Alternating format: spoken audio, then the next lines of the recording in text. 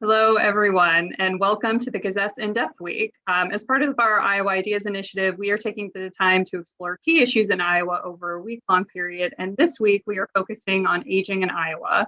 As the number of Iowans aged 65 and older continue to grow, we'll be talking about critical resources that are needed for this population and some of the challenges that industry leaders, government officials, and advocates face across the state in keeping this population safe, secure, and thriving. Before we get into today's conversation, we have a video from our sponsor that we will view here shortly.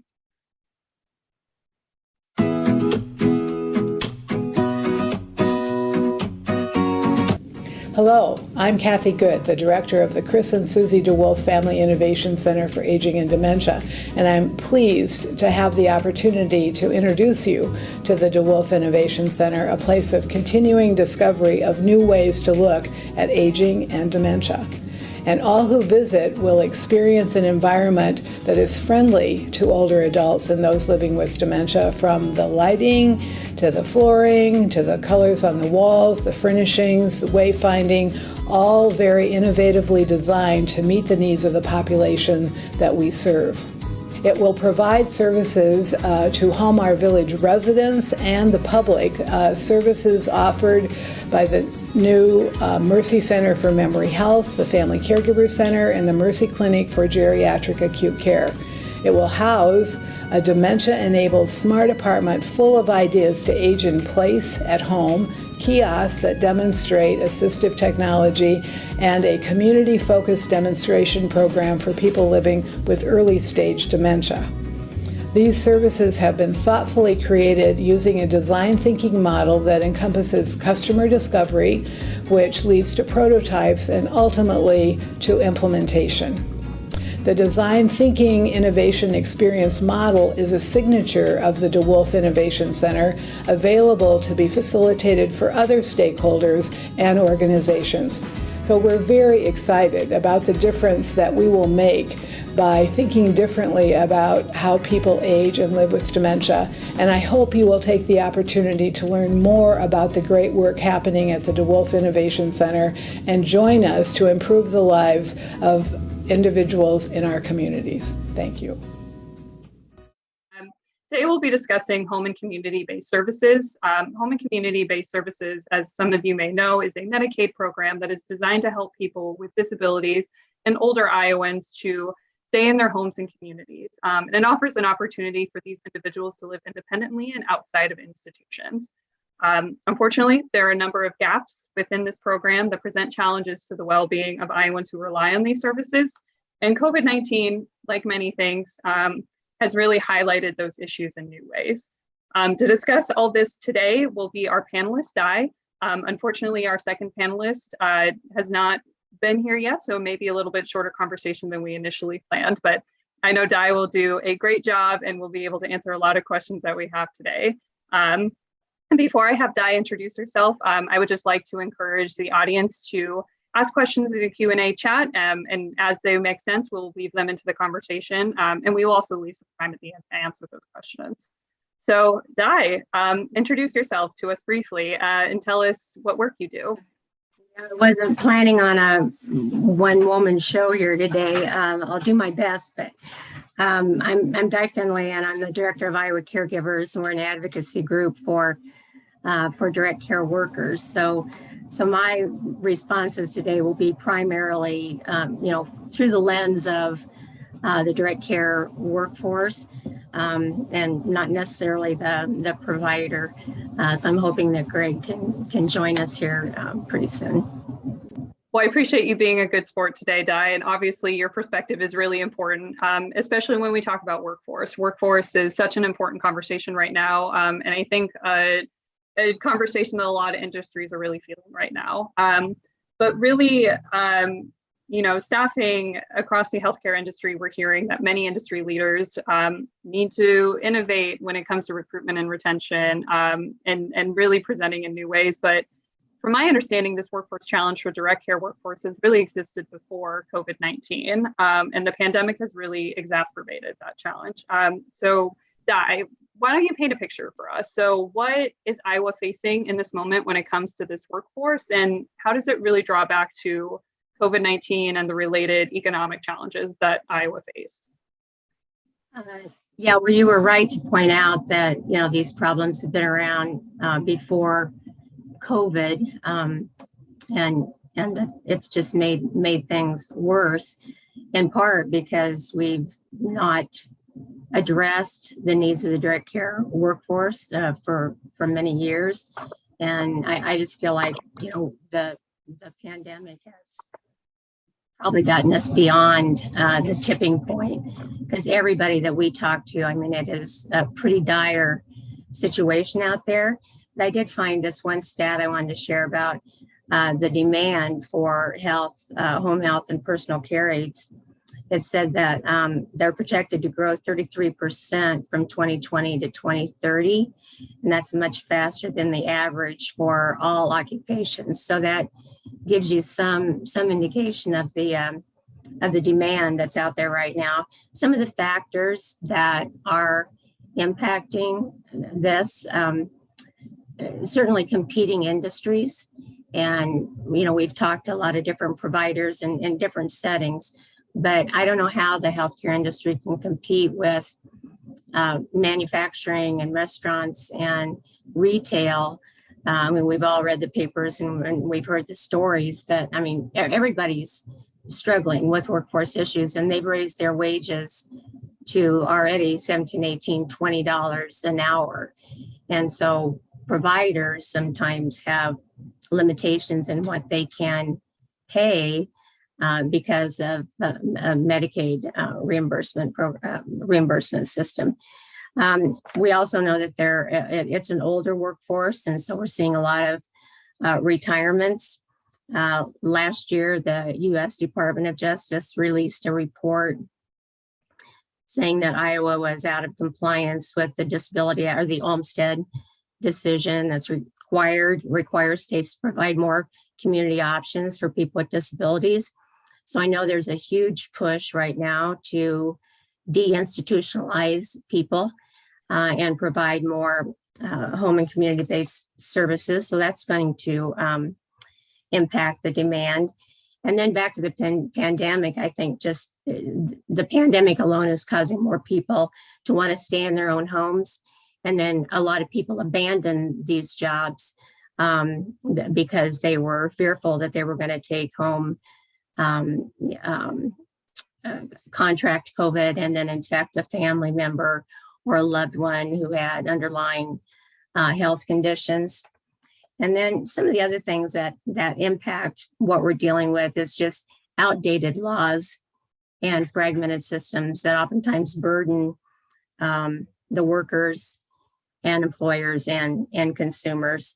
And then finally, traveling nurses and traveling nurse aides, we're seeing more recruitment from out-of-state organizations, and in some ways, I mean, you can't blame the workers because they get paid really well, and they can take a gig in the winter in the southern part of the country, in a warmer climate, or where they may have children or grandchildren.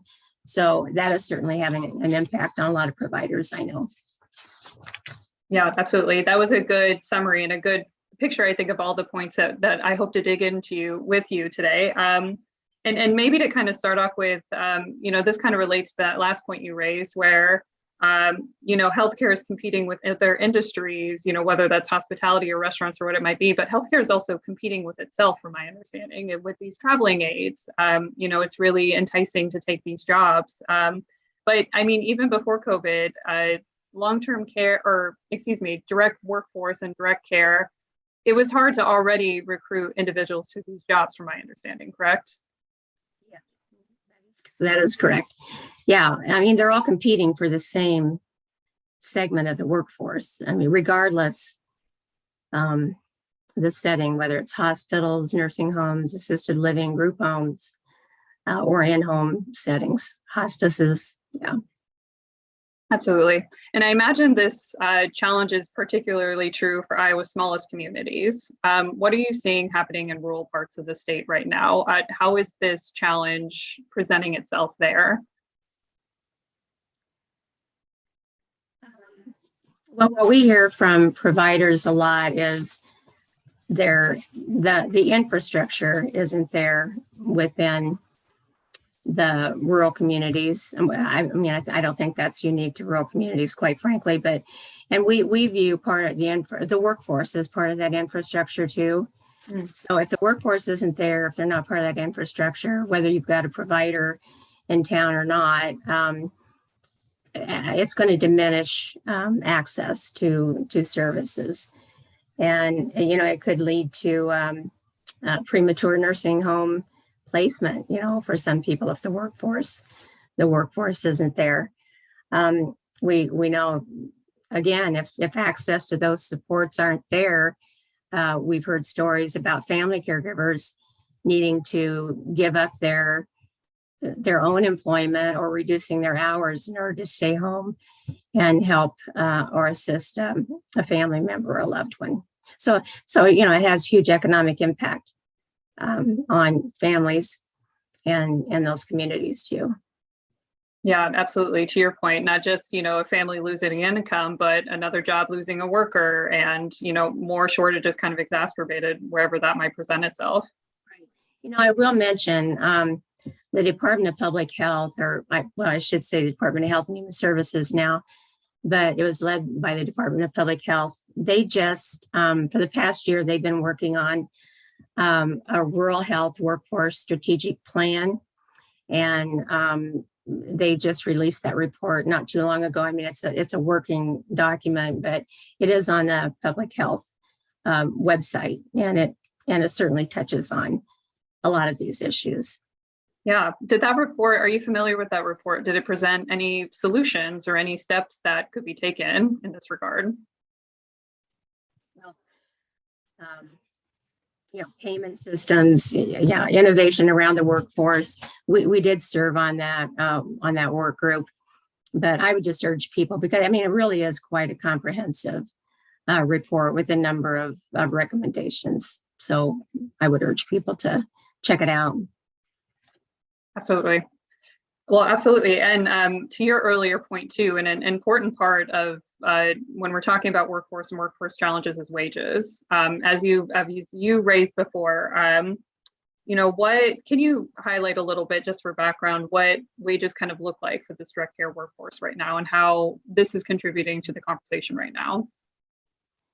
Yeah, I checked with workforce development, and the average wage for home care aides and personal care assistants was $13.68 in 2021.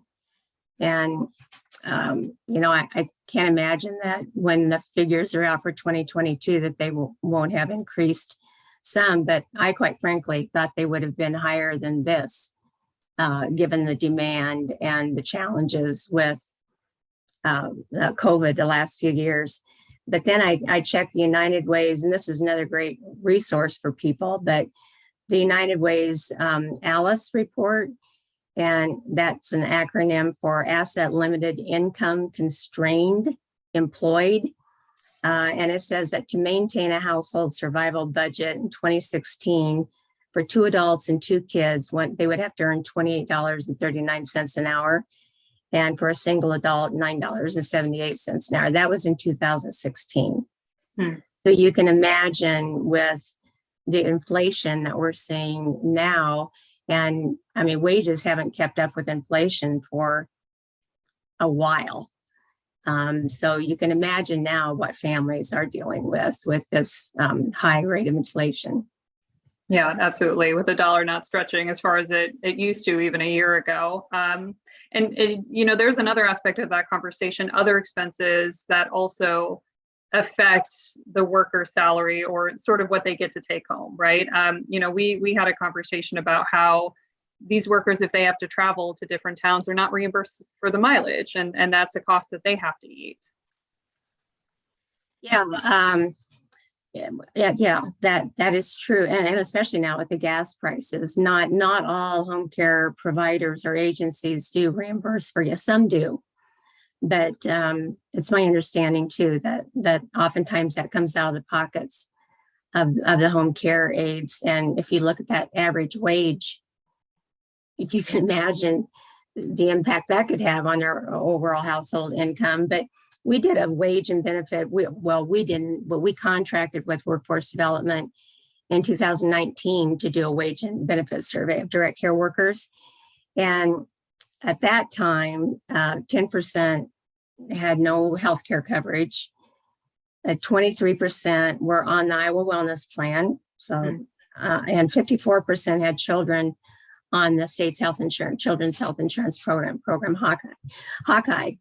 And then this is also a segment of the workforce that relies on the state's worker supports, like the Supplemental Nutrition Assistance Program, SNAP, childcare subsidies and housing subsidies. And then 28% of those folks were working 2 jobs. They were working another job just to make ends meet. So yeah, it's they're just getting by.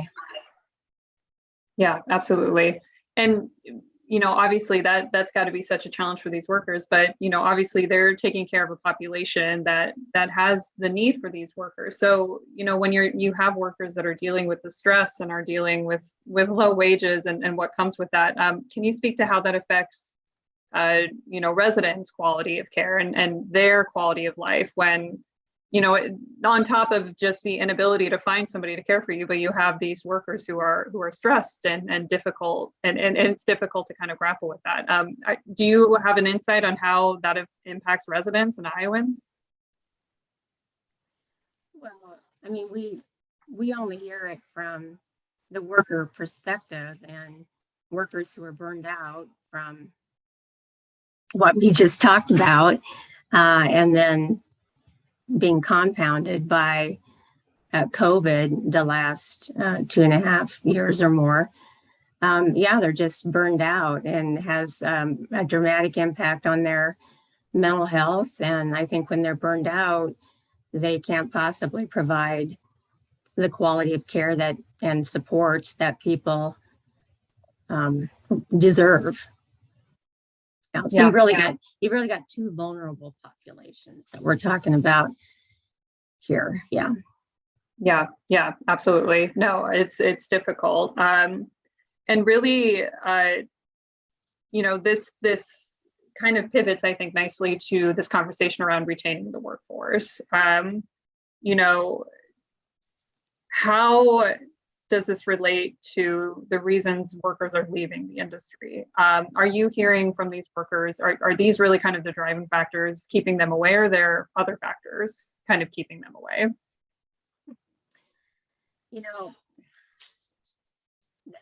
The reason people are leaving the field, the pandemic and COVID aside, are the same reasons that they've been leaving the field for decades.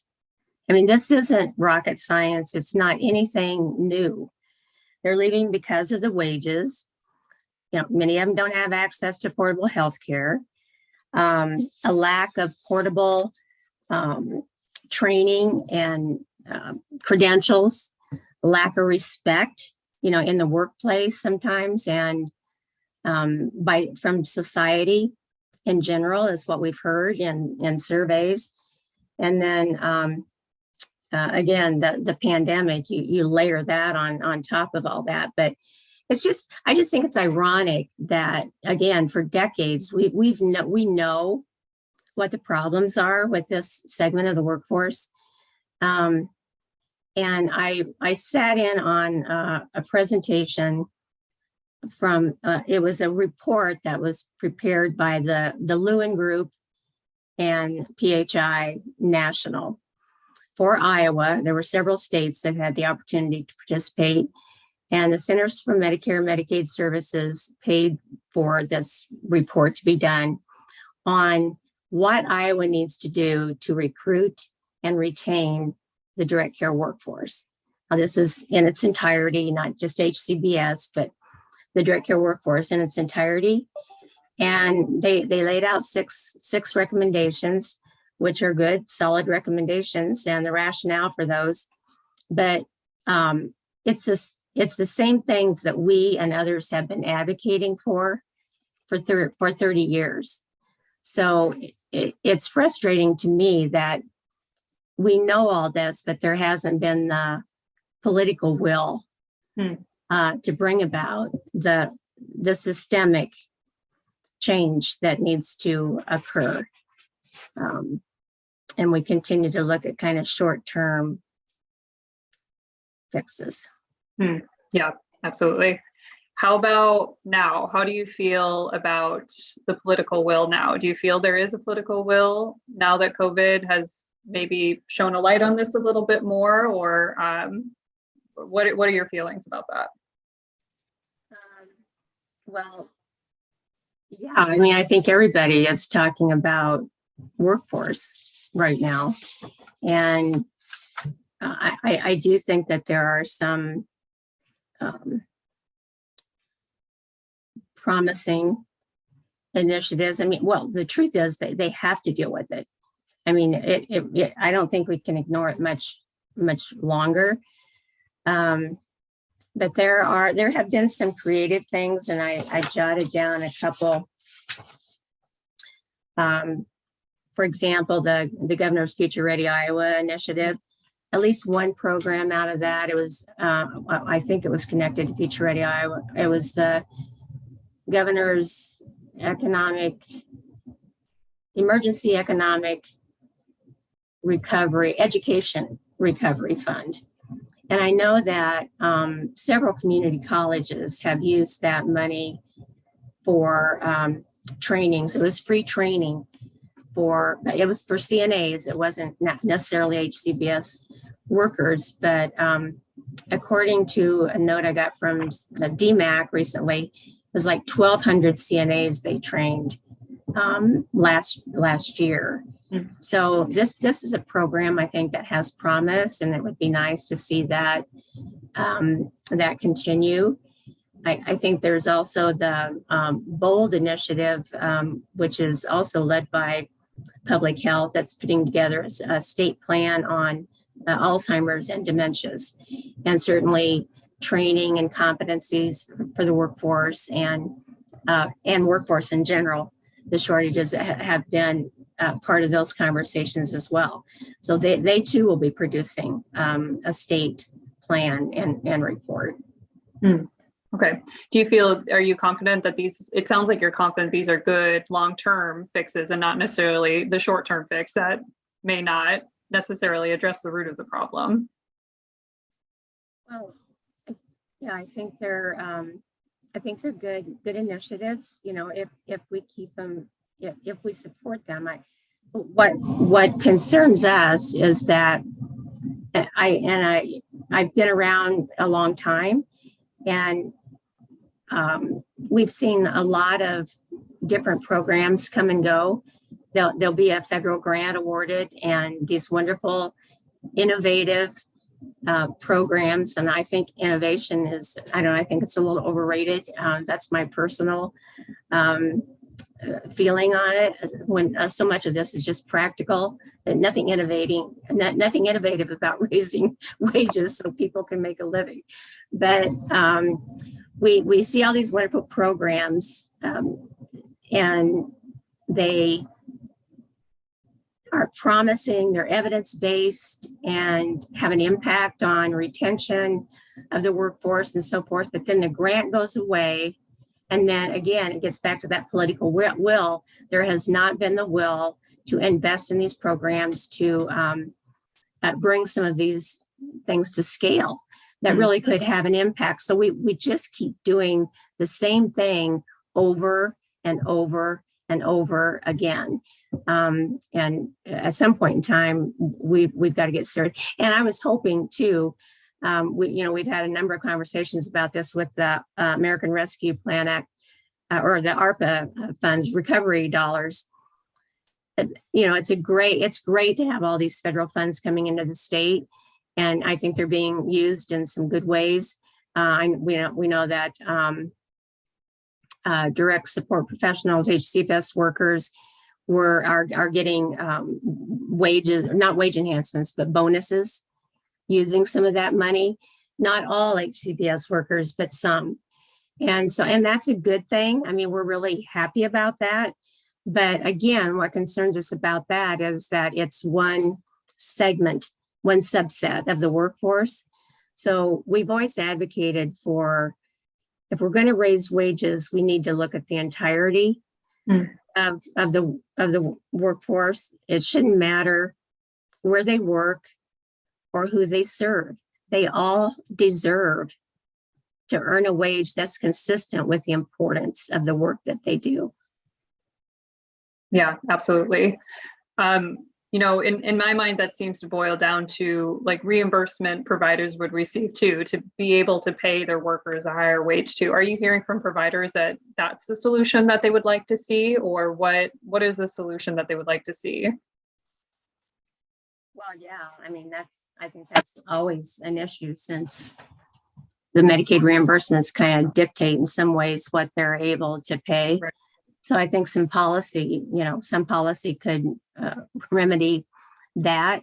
One of the things we've also advocated for is that if reimbursement rates are going to be raised, and again, I'm talking about the entirety, whether it's nursing homes or HCBS, if we're saying that those dollars are going to be going to wages for direct care workers or for their workers, there needs to be some accountability, some way of reporting or making sure that is how those funds are being used.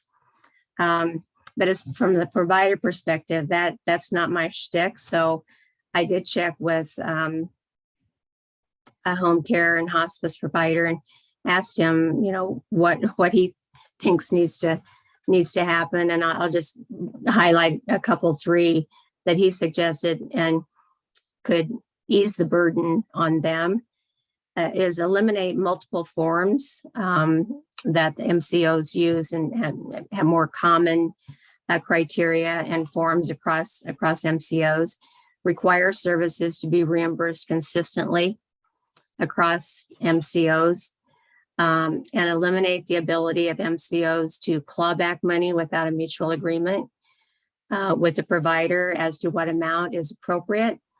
And one more, eliminate the ability to decline a payment for a service that has been pre-authorized. So that's direct from an HCBS provider, not a provider that's self-directing their care. And again, that's why I regret that Greg wasn't able to get on this morning, because I know with his disability, he's had a lot of challenges in finding and people to come into his home and provide the supports that he needs. And they can't be paid what they need to be paid. And oftentimes agencies don't even have the staff to send out to support him. So yeah, it's too bad he couldn't be on to share his story. Yeah. He certainly offered a valuable first-person perspective too on just what that means for him, not being able to find the individuals he needs to just do his day-to-day, care and day-to-day assistance. Yeah. Absolutely. So, we certainly talked a lot about wages, and obviously that's a really huge important factor when we're talking about this workforce. But, someone in the questions asked a really interesting point that I'd like to get into a little bit about certification for these employees. They ask, do nursing aides really need to be certified? It seems like a barrier for a lot of people. What are your thoughts? Well, coming at it from being a former nurse aide, I worked as a nurse aide for 13 years, and that was back in the days before certification was required. And based on what we hear from direct care workers, I mean, it's a different world. People are living longer, they're heavier care. People, and if people, and based on some of our surveys, that people leave because they don't feel adequately prepared to do what's being expected of them. And I think if they don't have that training, it can put the residents or the persons served at risk for injury. And I think the other thing with training, what I've seen is, and there, I don't know if you saw the article about the resident at, I believe it was Woodward, who died from dehydration. My first thought was, when I used to get training, and what I hear from some direct care workers now, is that there's not enough theory in what they're being taught. So my first thought was, yeah, when I was a nurse aide, I was told to pass water, make sure they had water in their rooms or wherever. And I was never told that if I didn't do that, and if I didn't make sure that people were drinking and staying hydrated, that they would become dehydrated, their urine would become more concentrated, develop an infection, and could even die. So, I mean, I think the same is true with oral health. We've experienced that through our Mouth Care Matters program. People have no idea how important oral health is, whether you're providing that to someone in the home or in an institutional care setting. As one of our former dental hygienists used to say, a dirty mouth can kill you. And it's true, but most people don't know that. Direct care workers, from the surveys and evaluations, they had no idea that poor oral health has a huge impact on one's overall health and well-being, and again, can lead to really chronic disease and even death.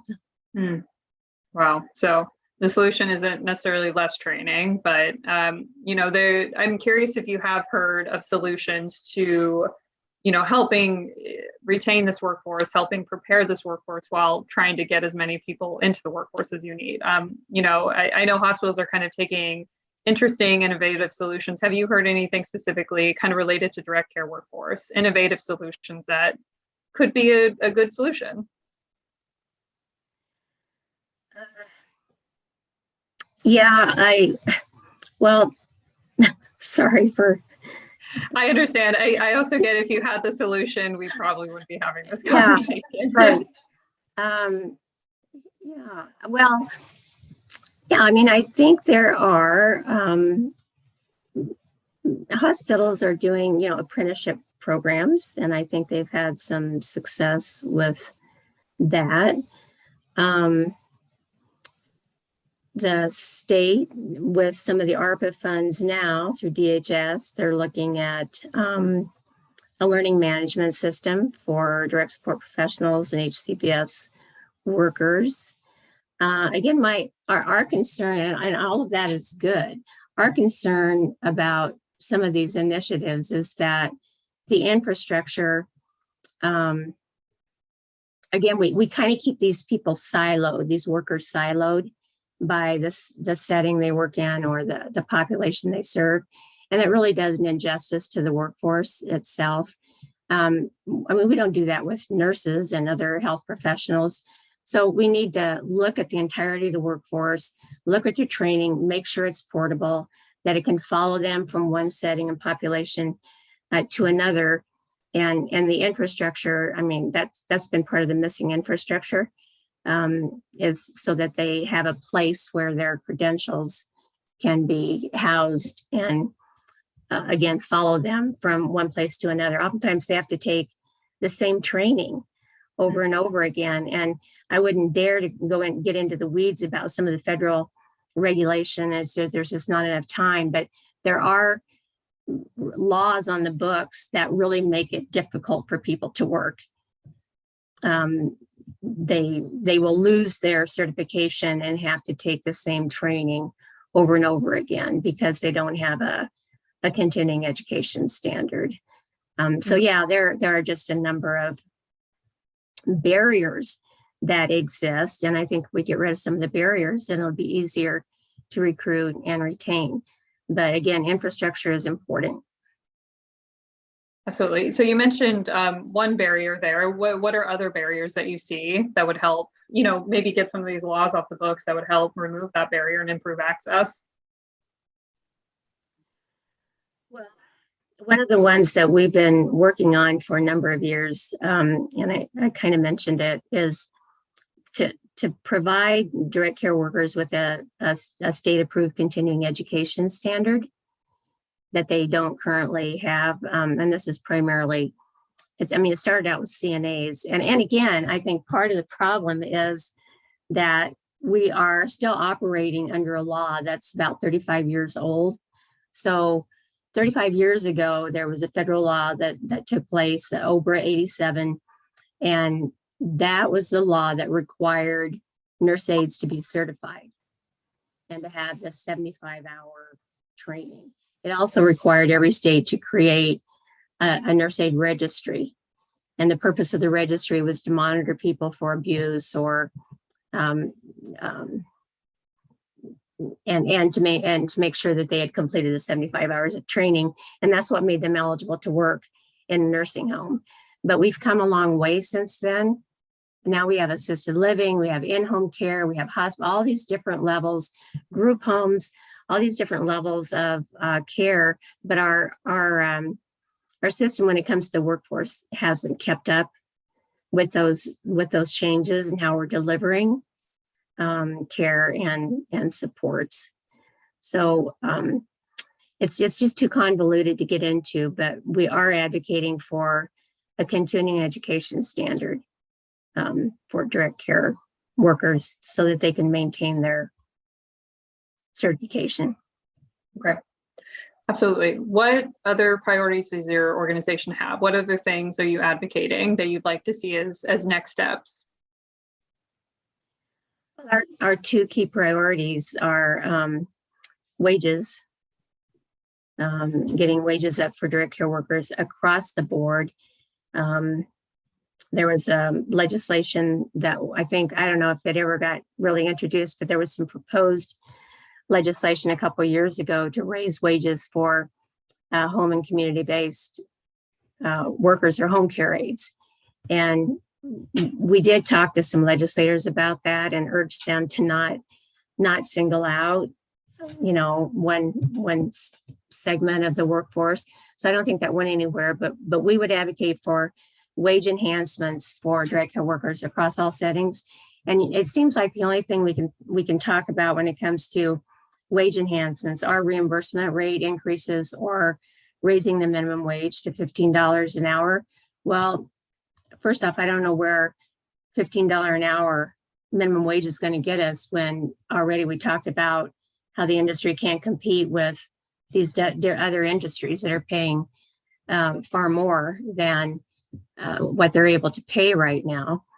And as far as the reimbursement rates, yes, that is a big part of it.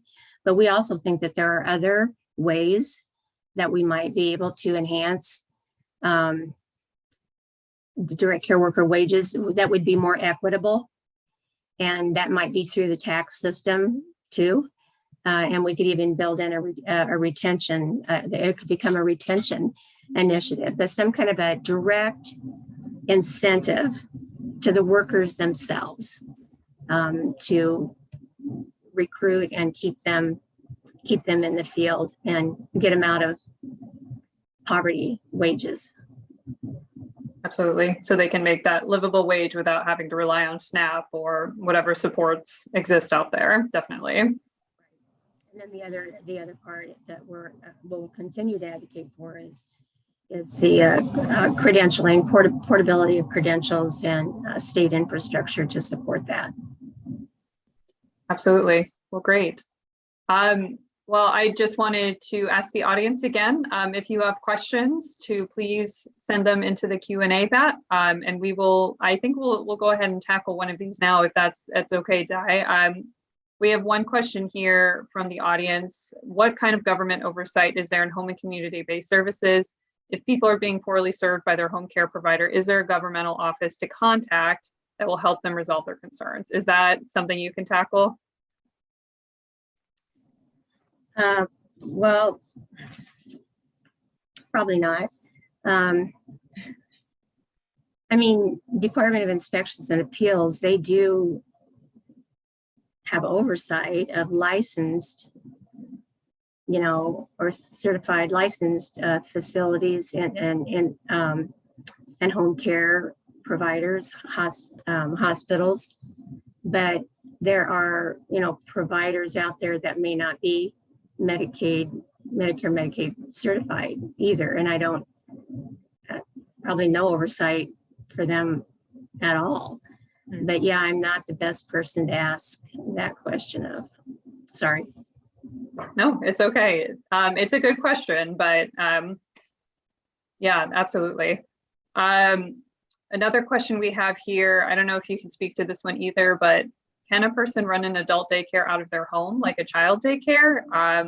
Would regulation be prohibitive of that avenue?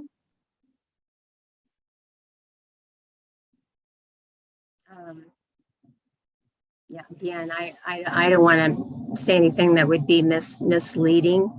And speak to code if we don't have code in front of us either. I probably don't feel comfortable or qualified. That's fair. Again, I'm sorry, but yeah. No, it's okay. No, it's a good question, and maybe someone was trying to get at a possible solution, but who knows? So I guess I don't see any other questions populating the chat. Please, I would encourage audience, if you have any last minute questions to please send them in. But maybe as we're waiting, Di, do you have any final thoughts, any next steps that you'd like to see, or maybe steps that we're already taking that seem to be going well? Yeah, I guess in my final comment, first I want to say hi to Art Stead, who's left me a note, representative from your area. I know he's been an advocate over the years for direct care workers too, but this is something that we typically ask people to consider, is to stop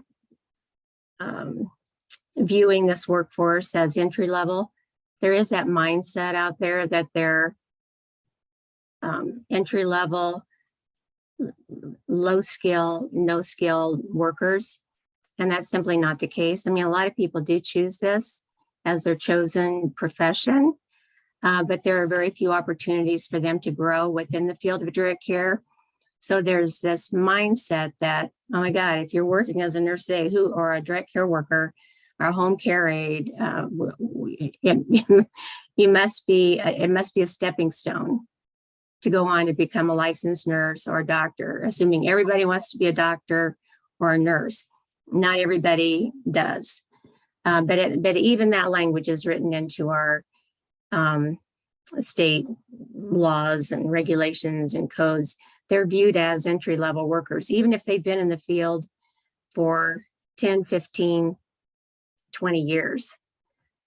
So we need to change how we view and value this direct care worker, and referring to them as low skilled, no skill can just become an excuse to not pay them very well. Follow them around. The nature of their work, I heard a direct care worker shared this with me the other day, but the nature of their work is so intimate. People have no idea really what they do unless you've experienced it yourself. They don't realize that during the pandemic, when one of our direct care council members told us that they had lost over 30 residents in a month's time, that it's the direct care workers who are often there at the end of life. They're the ones who prepare the body after death. People don't realize the intimate nature of their work and how amazing they are. And we need to stop. We need to look at them as the professionals that they are. Yeah, absolutely. I think that's a good final thought to leave, just how critical this workforce is to just the well-being of a lot of Iowans, but just the well-being of, families and economic systems and all of that. So definitely a very important conversation to have today. And I really appreciate you coming and sharing your perspective, Di, and sharing your wellspring of knowledge. It has been much appreciated. Yeah, thank you very much. I appreciate it too. And thank you to the audience for joining us today. A little different than what we had initially planned, but we appreciate you sticking with us and learning with us today.